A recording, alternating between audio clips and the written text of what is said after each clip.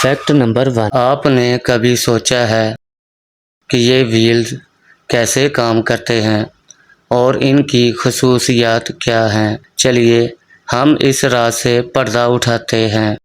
میزبان: ٹرین کے ویلز خاص قسم کے اسٹیل سے بنے ہوتے ہیں تاکہ یہ مضبوط اور پائیدار رہیں۔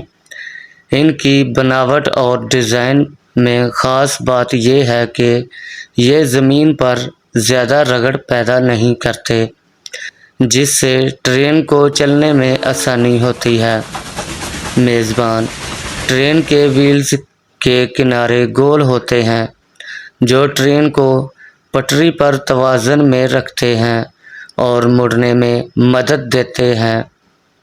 یہ ویلز پٹری سے مکمل ہم آہنگی میں کام کرتے ہیں تاکہ سفر ہموار رہے۔